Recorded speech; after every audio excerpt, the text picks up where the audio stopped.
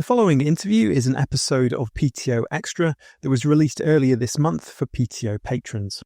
If you'd like to get access to all future and archived episodes of PTO Extra, then please consider becoming a £5 supporter at patreon.com/polltheoryother.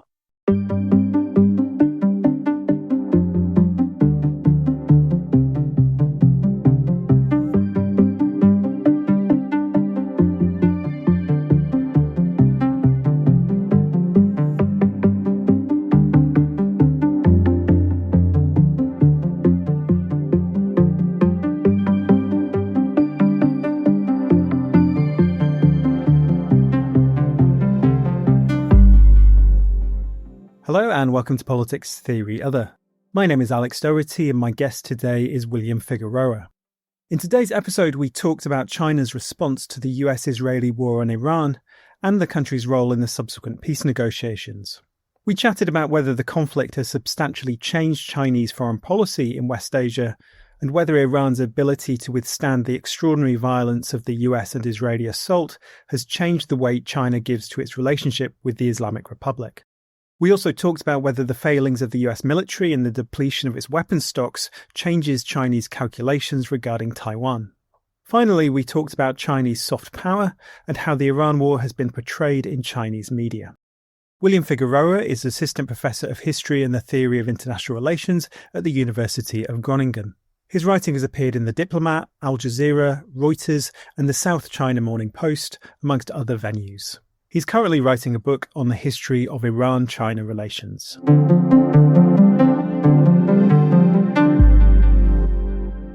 The last time we spoke was shortly after the 12-day war between Israel and Iran in June of last year. And during that conversation, we talked about what the conflict revealed about China's relationships with Iran, with the GCC states, and with Israel. And you were pretty emphatic that China's relationship with Iran, while friendly, is far from anything like a true alliance. Alliance building, obviously, being something that China has long eschewed in its foreign policy. And you argued that on the economic front, China's relationships with the Gulf monarchies and with Israel are more important to the country than its ties with Iran. And we also talked about how, although China strongly opposed Israel's attack on Iran, it did very little of substance to assist the country, its efforts mostly being at the level of rhetoric and diplomacy that aimed at de-escalation. So when we come on to the more recent conflict, has China behaved much differently during the United States and Israel's war on the country? Do you see any significant increase in Chinese support for Iran? Or would you say that Operation Epic Fury has primarily demonstrated the enduring continuities in China's foreign policy? Yes, I would say that it's very much a continuity. What we see in terms of China's immediate reaction when the fighting broke out and in their reaction in the aftermath was largely the same. If there is a difference, I would say that they were certainly more concerned this time because the conflict was at a much higher scale, and especially when it resulted in the closing of the Strait of Hormuz, but generally they stuck to the same kind of reactions. They were critical of the war and especially of the United States in its diplomatic statements. They entered into a sort of flurry of diplomatic activity, meaning that China's special envoy to the Middle East, Jai Jun, was doing the sort of shuttle diplomacy that they do, talking to people in Egypt and in Turkey, largely just making China's position known. And China's position is the same position that it took during the 12-day war, which is that it opposes the United States and Israel's actions, but it also calls on all parties to come to negotiations, including Iran, and has been clear to Iran as well that while it supports Iran's right to defend itself, it also does not want to see the war drag on for a long time or spill over into an even wider regional conflict than it already has. And obviously, it's not in China's interest to see its partners in the Gulf also absorb as much damage as they have. So this is sort of a balanced position in that respect, where they're very, very critical of the United States, but also more thinking about the big picture and their larger geostrategic goals than they are acting as an Iranian ally. And would you say that there is a degree of disagreement within the Chinese elite over this question, in the sense that presumably there are elements, maybe the more sort of security-oriented elements, that are rather pleased to see the United States embroiled in conflict in the Middle East, which appears to largely be having the effect of accelerating US decline. But that even if there are those voices, they're in the minority, in that primarily the view of China is that the right objective is regional stability, the continued flow of hydrocarbons, and the protection of their own investments in the region, especially in the GCC states, that absolutely dwarf China's investments in Iran. Yeah, absolutely. You see sort of both of those feelings held at the same time, and I think that that's understandable. On the one hand, in their actions and in their long-term view, I think they definitely see that the global chaos and economic instability that the war has unleashed does pose a threat to their economic stability. However, they also recognize that every dollar that the United States spends is one less dollar they can spend on pivoting to the Indo-Pacific. It draws away their attention from other theaters that China would prefer their attention be distracted from, including spending money on the war in Ukraine. That being said, I don't think it would be accurate to say that China's policy reflects any kind of preference for the war to go on longer in order to damage the United States. However, you are absolutely correct that I would say actually maybe it's not in terms of their opinion of what should be done, but I think that almost all Chinese academics and public commentators right now are of the opinion that this war is a major mistake for the United States, and that the silver lining of it, so to speak, is that China really only needs to sort of sit back and do what they're doing in order to make the case that they are always trying to make, which is that China is the responsible country that favors negotiation and constructive solutions, in contrast to the United States, which is seen as a more aggressive, unipolar, hegemonic power. Yes, an ever more easy argument to make in the current circumstances. Exactly. Yeah. So just going back to the question of whether we're purely seeing continuities in China's foreign policy. So it was recently reported that, according to US intelligence, obviously hardly a disinterested actor, and everything we hear in that vein should be treated with, should be taken with a pinch of salt. Nonetheless, it was reported that China is preparing weapons shipments to Iran that would include shoulder-fired anti-air missile systems known as manpads. The Chinese embassy in Washington swiftly denied that China was supplying such weapons and described the reports as a provocation. If it were true that China was supplying these weapons, would it seem to you to represent a significant shift, a shift away from a policy of supplying material that can be used in weapons production and missile fuel and so on, rather than supplying actual weapons, something where Iran has been more dependent on Russia? So yeah, do you think that US intelligence assessment is likely to be true? And if so, how significant a step would that be? Yeah, this is one of those moments where I get to rely on saying, I'm a historian. I get to tell you about what happened long after it happens. So unfortunately, I don't have a crystal ball that I can look in to tell you what, certainly what's happening there. You're absolutely correct that U.S. intelligence reports should be taken with a grain of salt. And my sense is that it's unlikely, simply because it is not what China has done up to this point. What military support they give to Iran is more in terms of dual-use technology and precursors, things that are used further up in the supply chain that are also used in weapons manufacturing. That being said, as you put it, if it were to be true, it would be a departure in the sense that they have so far, in recognition and deference, whatever you want to call it, of the fact that U.S. policy towards Iran is, I don't know what you want to call it, aggressive, so negative, that their relationship is so bad, that they haven't directly supplied those weapons. However, it's not outside of their strategic goals and their history. During the Iran-Iraq War, for example, they did supply weapons to both sides, actually. If I were to be frank, stepping back, China supplying Iran with the equipment necessary to shoot down things that are attacking it is not the most provocative provision of weapons that it could give it.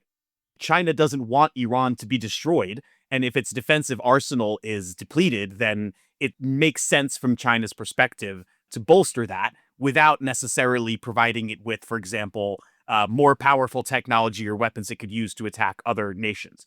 I suppose one problem that China would have if it were to supply Iran with, weapons that were of a purely defensive nature, is that the United States and Israel see no such distinction, right, between defensive and offensive weapons. and regard just the fact of a state trying to defend itself as a provocation in and of itself. Let's just turn to the peace negotiations. So, obviously, these negotiations ultimately did not transpire in a durable peace deal. But nonetheless, what was China's role during the lead up to the negotiations, and what did they do during the negotiations themselves? And also, what do you make of claims that China exerted significant pressure on Iran to end hostilities and enter into those negotiations? Yeah, well, once again, I have to put the caveat that nobody really knows exactly what happened behind the scenes right now. And once again, I have to say that everything that comes out of not just U.S. intelligence, but also Donald Trump's mouth should certainly be taken with a grain of salt. And the main source of this notion, we've seen a lot in the media the last few days, that China played a strong or even a decisive role in getting Iran to negotiate the ceasefire, I think is largely exaggerated or likely to be exaggerated. And one of the reasons is that the main source we have for that is Donald Trump himself saying, oh, I've heard that the Chinese had a big role in this. There's plenty of... He hears a lot of things. He does hear a lot of things. Including the voices in his head. But yeah. And there's plenty of reasons, by the way, why the United States has consistently argued or portrayed China as having a strong influence over Iran, even in situations where it doesn't seem to be the case. During the Red Sea crisis, they continually called on China to put pressure on Iran, to put pressure to stop the Houthis, basically. This really overestimates, I think, China's ability to exert leverage or control Iran. Of course, they can tell them what they think and what they would not like or what they would like to see, but in terms of being able to coerce them, I think it's overplayed by the U.S. government. And it's easy to see why, right? If they say Iran is acting irresponsibly, China could be stopping them, but they're not, then this sort of paints China with the Iran brush. And even in this case, emphasizing Iran's closeness to China, even when they are ostensibly helping bring them to the table, still makes that point, right? But in terms of what did they actually do, or what did they likely do? I think what they likely did is what they have been doing consistently, which is telling everyone involved, probably very emphatically right now, that China is not interested in escalation, that China wants to see diplomatic negotiations. By implication or by direct suggestions, who can say China wants to have a stability in the region so that it can continue to invest. Is China the reason why Iran and the United States decided to negotiate or to call a ceasefire the moment they did? No, I very much don't think so. I think whatever economic incentives they were offering, they had been offering for some time. I don't think it's anything new to these countries to know that China does not want to see a regional war that's going to throw off all of their economic Belt and Road plans. They probably made it quite clear, and I do think that it was probably a factor in their thinking. But as for the deciding factor, is absolutely the balance, the sort of relationship between Israel, Iran, and the United States. The fact that both Iran and the United States needed an off-ramp at that moment, that they saw de-escalation to be in their benefits in that moment, that has nothing to do with China. And, of course, as you mentioned, the ceasefire is only barely holding, and China has just as little ability to stop the war from breaking out again this time as it had the ability to stop it from breaking out the first time. So that hasn't changed. Would you say then the way in which China acted in the lead up to the negotiations and during them, that was pretty consistent really with how China acted during the talks between Iran and Saudi Arabia that culminated in the 2023 summit that restored bilateral diplomatic relations between the two states, and that in both cases China acted primarily as a facilitator for belligerents who wanted to conclude some kind of deal rather than an instigator, and certainly not a force that was kind of banging heads together and saying, you need to end this. Yeah, certainly the latter part I completely agree with. I would even say that in this case, I think they were more attempting to be involved. The idea that China would be involved in these negotiations, would like to be involved or would like to provide a mediating role, was more coming from China in this case, because they themselves see some desire to get this conflict over with before their oil reserves start to run out. But in the Iran-Saudi negotiations, that impulse came much more from both Iran and Saudi Arabia. The two countries had been negotiating for a long time. I won't get into all the details, but basically they needed a place to kind of hammer out the last few pieces of the negotiation, the last 10%. And for various reasons, the neutral ground they had been using, which was Iraq, was no longer available or was no longer acceptable to both sides. The explanations vary. Some sources say Saudi Arabia reached out to them. Some say it came from the Iranian side. But it seems in that case, they went to China and said, can we hammer this out in Beijing? And China was like, absolutely. It's very much in our interest as well to help you facilitate this, which is not to downplay China's role. I mean, they needed this trusted partner that they could both meet at the table at, right? To be able to get that done, but also not to overemphasize China's role. It was, as you said, as sort of a mediator and a facilitator. In this case, they're not even meeting in Beijing. They're meeting in Pakistan, which there has been some reports that China encouraged Pakistan to take this position. But I don't think that they really needed to be pushed very hard because the United States also is willing to do so. And unlike, it's not like China's sitting at the table and can help the United States and Iran get along. The negotiations not going well recently had nothing to do with China, was far away from Beijing, and there was no real Chinese input or impact on that. So in that respect, it's actually much less of a substantial role than it was in the Iran-Saudi rapprochement. And for that reason, would you see talk of China offering security guarantees for any peace deal that was concluded between Iran and the Americans and the Israelis as really a non-starter, that China doesn't have the appetite or the ability to provide those kinds of guarantees, even if they're a pretty understandable objective for Iran, given that any promises by the Americans and the Israelis not to attack the Islamic Republic again are essentially worthless given the context? Yes, no, completely. I think that this is basically wishful thinking on the part of the Iranian government. And again, you have to also look at how sometimes these things are reported. The statement that Iran made was basically to call on all major powers that have some interest in this conflict. They called on Russia, they called on China, and they called on other nations. But we focus on the China bit because there's this narrative about China's role in the Middle East and China-Iran, right? That it's super important and it's really growing, but it's quite limited, as I've argued. And I think in this particular case, there's no real desire on China's part. There's certainly no offer to provide security guarantees in the sense of consequences to either the US or Israel or any other nation if they were to restart the conflict. Certainly, they don't have any real desire or, more importantly, I think, capability of doing this. I always like to remind people, during the last conflict, there was reports that China's naval fleets in the Red Sea had doubled.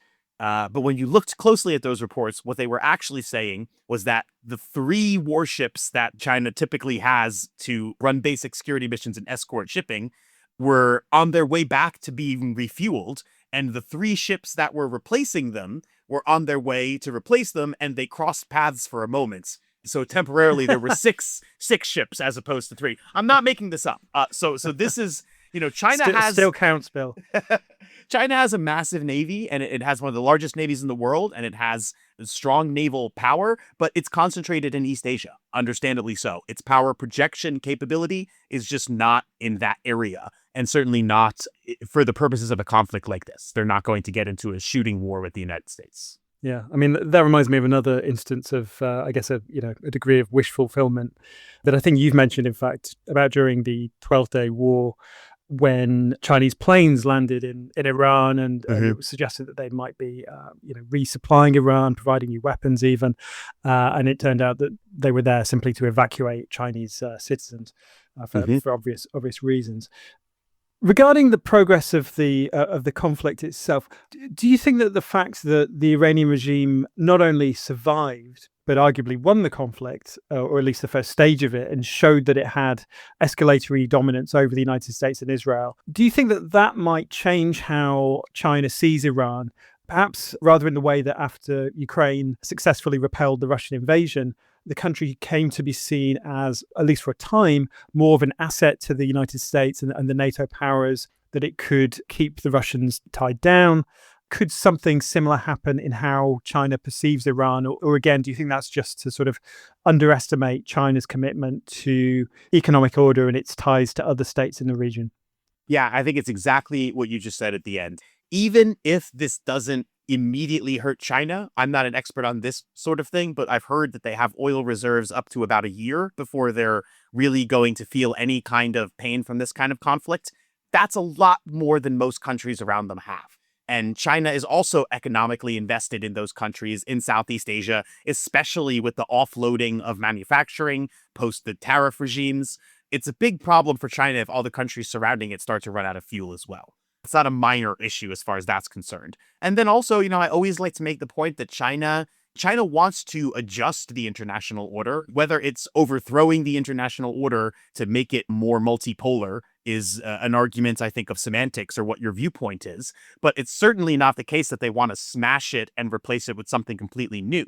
They benefit from plugging into the global economic system as it exists. They want to make themselves less dependent on the United States and supply lines and supply chains that are outside their control. Outside of that, I think they are quite committed to continuing the sort of economic expansion project that they've done. Keeping the U.S. tied down in the Middle East, as you say, is at odds with that, especially if, honestly, Iran has escalatory power over the United States, which I think you're correct that they did show in the first stage of the war. They were able to cause more chaos and damage than I think the United States was banking on. And ultimately, I think that that's really what it comes down to, is that while that might seem like potentially a positive strategy, the war in Ukraine doesn't really cost China anything.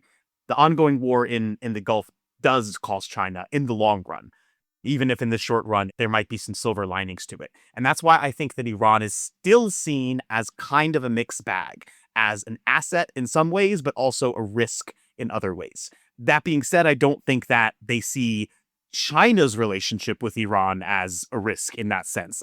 I simply think that they see the instability in the region as potentially risky for any investment or any plans they have there. They will happily work with whatever governments emerges in Iran after this conflict. And as you say, it's very likely to be some version of the regime that's currently there or some other configuration of the hardliners, because there's really not much hope, I think, for any other kind of government to emerge in the current situation. You've already touched on the situation in the Pacific and the way in which the war has obviously weakened the US position in Asia more broadly beyond the Middle East. And there's been plenty of discussion about whether the US becoming further bogged down in the Middle East might encourage China to attempt to cross the Taiwan Strait and invade the island. Do you think that's plausible, or do you think it underestimates the incrementalist and cautious approach of China, and that the leadership may well feel that they can bide their time, that they can integrate Taiwan into mainland China further down the line when the US position is even weaker and the sort of gravitational pull of China's economy in Asia is even greater than it already is? People are always predicting that China is going to take Taiwan within the next 5 years, and they haven't been right yet. So I'm certainly not going to join the halls of those who have made those predictions. But I think that China has its own timeline for Taiwan, and I don't think that the U.S., whether the U.S. is bogged down or not, is the deciding factor in whatever they might think is the right call there. I also think that there's plenty of reasons to think that this wouldn't be an ideal moment for them to do that. There's been a lot of talk about, obviously, the military, the generals that have been, whatever you want to call it, purged, caught up in the anti-corruption drive, etc. So, there's that factor. But also, if you just look at China's recent policy towards Taiwan, I think that there's plenty of evidence that they're still relying on the idea that there could be some sort of political reunification. There was just a high-profile visit by the KMT party leader in Taiwan to mainland China with a lot of talk about Taiwanese people should be able to say they're proud to be Chinese. I think they maybe are banking on some fear, right? Because certainly the situation has demonstrated how effective a blockade can be if China were to try to implement that. Taiwan is very, very dependent on its oil imports, and everyone is hyper aware of what a liability that is right now. So maybe that they're thinking even that this is a better opportunity, a better environment for them to push forward. Look at all the instability in the world. Isn't it safer to be with us, basically, than it is to risk a conflict in the future? So, I don't know, but there are still plenty of reasons to see and to believe that they're going to continue what would clearly be the preferable option, which is to not have to launch a major military conflict in order to take the islands. And presumably the precedent of Hong Kong plays a role in that, right? The fact that they were able to reassert control of Hong Kong from the British, presumably seen as a forerunner to what might occur in the case of Taiwan, with obviously another declining imperial hegemon. So, Bill, you recently wrote an article that appeared in the China Global South project, in which you wrote about an AI animated video that was released by CCTV, the Chinese channel, that was a sort of thinly veiled depiction of the current conflict. And in the piece, you wrote about what that video tells us about how the conflict is being framed in China, and how it's being understood by Chinese audiences. Can you talk a bit about the video and what it reveals in your view? Yeah, I really, I have to say I love this video and having the opportunity to talk about it. It's been one of the most interesting things that's come out recently. And also just for me personally, it is an AI animated video that presents the conflict between Iran and the United States through the prism of a kind of Chinese martial arts, popular, almost 1980s kind of movie genre, and draws especially on the wuxia genre of fiction, video games, books, and what have you. For those of your viewers that might not know about wuxia, it's a kind of a fiction genre in China that's very, very popular, that sort of follows tales of wandering martial artists that upholds various values of the martial world, usually Mm. things like protecting the weak, upholding justice, things of that nature, sometimes very kind of Robin Hood or chivalrous sort of coded stories, usually historical, and especially relevant to this video, stories about corrupt officials and getting revenge for your master being killed or something like that. The video kind of very briefly follows a very thinly veiled analogy for the war, in which the white eagle, who is clearly depicting Donald Trump, has problems with the activities of the Persian cats. So it's very clear what's happening here. And what you basically get is this vision of like the white eagle acting very haughtily and arrogantly towards the Persian cats that are his rivals. He kills the Persian cat's old leader, and in his last order, the leader says, "Fight independently until the last victory." The aggrieved Persian cats that are kind of depicted as like a village of secret assassin ninjas, they get into conflict, the white eagle, and it's very on the nose kind of commentary. So just to give you a quick example of what kind of content is in the video, the White Eagle Alliance, as they call it, doesn't really fear the old and outdated arsenal of the Persian cats until they start sending flaming wooden, very low cost, cheap wooden weapons to attack them. And the White Eagle says, well, don't worry, because we'll shoot them down with our golden arrows. And the Eagle's advisor says, "My lord, every one of their wooden birds only costs 2 taels of silver, but every single one of our golden arrows costs 90 taels of silver. We're just feeding our treasury to the dogs," Yeah, this is the using Ferraris to take out e-bikes, as one analyst described the war between interceptors and Iranian drones and missiles. Yeah. So if you know the conflict and you watch this video, it's very, very clear what the idea is. And it basically concludes that this is a blunder for the United States. And more importantly, that it depicts China as the wiser party by invoking this kind of martial arts ethos of like the purpose of martial arts, the purpose of learning to fight, of holding a weapon is not in using the weapon, but in refraining from using that weapon. Better to learn to fight and not have to fight kind of idea. And it really drives home this kind of central argument and flips the narrative of China's inaction in the Middle East on its head and says, the US represents this arrogance, the injustice of the corrupt official, the selfishness of the arrogance of thinking that they can act in the name of the world and all of these sorts of things. While China's restraint is the more sensible and moral choice. And the video does seem to have had some resonance beyond Chinese social media. It was shared over 1 million times in the US, and the comments, it's very clear that, Western audiences as well. I can even say I actually showed the video in one of my classes today, and they found it both entertaining, but also really clear. One of them said it's really good propaganda, but I'm hesitant to even call it propaganda. I mean, it is, objectively, but to me, it's really making a clear argument that is very obvious to anyone who understands what's happening in the conflict. And I think it's one that is it has a strong resonance these days. And it's interesting to think about and to look at how China is not just able to articulate its own voice and its own narrative in a much more effective way, but also how it's increasingly doing that through the use of pop culture and even Chinese pop culture, which has an increasing global currency. Some of your audience will know what wuxia is because the genre has become increasingly popular even in the United States over the last couple of years. So you would see this as part of a broader development of soft power, which was long seen as one of the weaknesses of the Chinese state, right? But as you say, there is an increasing propagation of Chinese popular culture. You know, there's also talk of like China maxing and so on, and obviously there's a tremendous appeal in the technological development of China, particularly coming from a place like Britain, where the government is sort of incapable of building a railway from A to B, and and all that.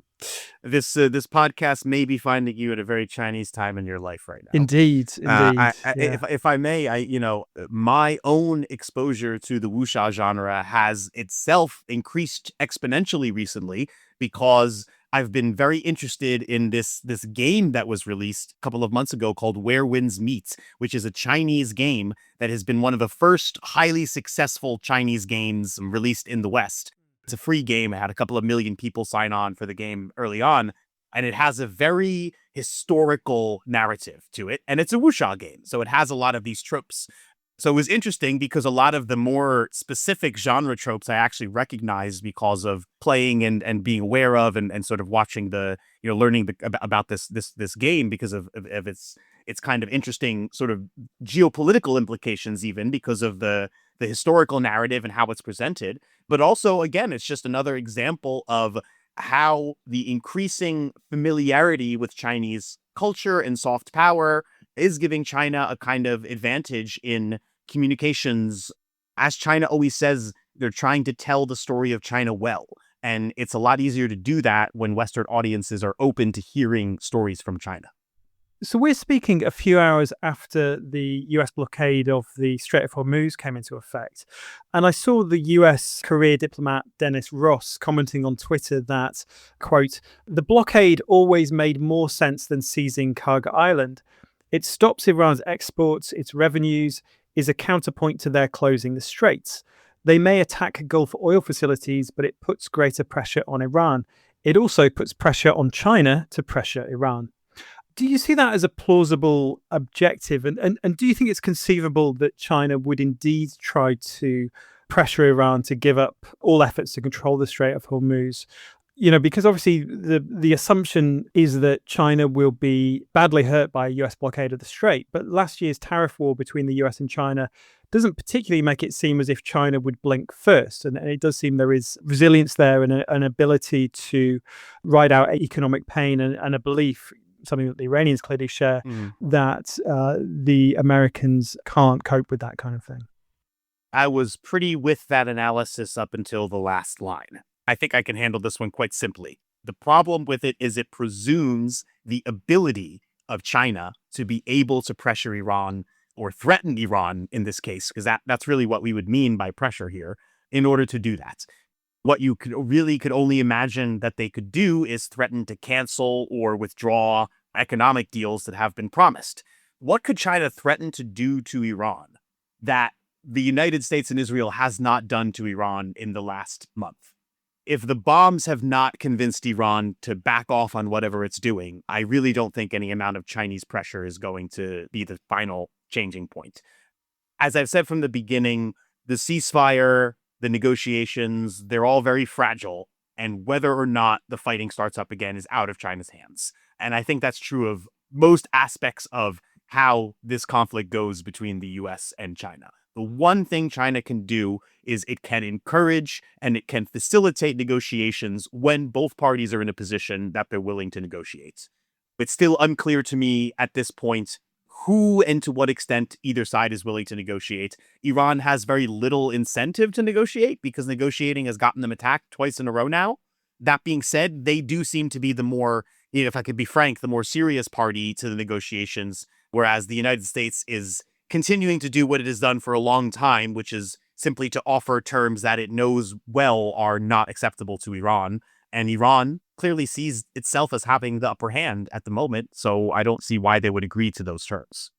It's funny on the point about the American belief that China can pressure Iran or can, sort of give orders and they will be followed, because it's almost as if, in some respects, the Americans would prefer it if China were, in fact, more powerful than it actually is, that it would be better for them if there were, a really strong set of Chinese-led alliances, something akin to the Soviet Union and the Warsaw Pact countries, and that would, in some sense, make the world more understandable and navigable for the Trump administration, because, any problem they may have, whether that would be with Iran, say, or Hezbollah or Hamas even, they could just pick up the phone, call Xi Jinping, and he can call them off. But that's not the world they're in, right?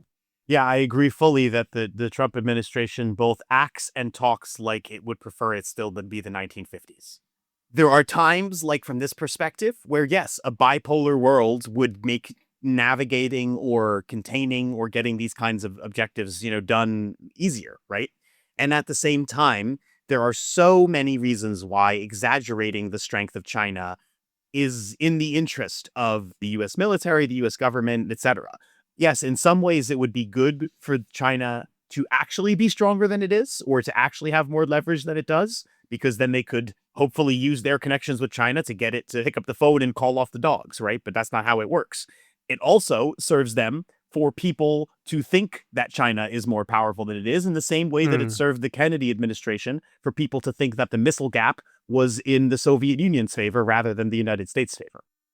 Just finally, further on the blockade, how do you imagine China will respond if the US were to, as I think has already happened today, in fact, prevent Chinese tankers from navigating the Strait of Hormuz, or even boarding or otherwise attacking such ships, or ships bound for China, at least? Yeah, the most likely response would just be a very strongly worded and angry diplomatic statements, and maybe some retaliatory measures in terms of like cancellation of trade deals, rare earth metals, and, purchases and things like that. Economic retaliation. Again, because one tanker is not going to break the Chinese economy's back. And, it also wouldn't be the first time. I forget exactly which situation it was, but at some point in the last few years, there was an oil tanker that was coming out of Iran bound for China that was boarded by the United States. I think it was the last major time that it happened. And it did cause a bit of a stir in Chinese, nationalist bloggers. This is why we need to have a stronger power projection capability, et cetera, et cetera. But it really didn't get much more than a sternly worded letter from the Chinese government. Again, I have to say, this is the part where I have to be really cautious and say, I'm not a military analyst. I'm a historian talking from the perspective of history. I don't know what kind of turns a conflict like this could take. I didn't think that it was going to break out the way it did. The conflict has really challenged a lot of us in what we think. And if I may, with just the last, since you said this is your last question, I also just want to remind everybody, this is a really rough time for a lot of people. The war is one of the worst things that's ever happened to Iran.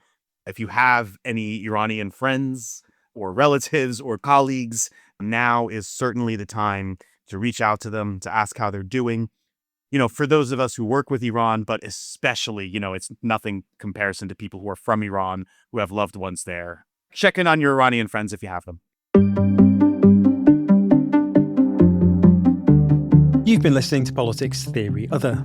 If you've been enjoying PTO and finding it useful, then please do consider rating or reviewing the show on Apple Podcast, Spotify, or whichever podcast app you use. It really does help to bring in new listeners. The show's music and graphic design is produced by Planet B Productions. Thanks for listening. I'll be back soon.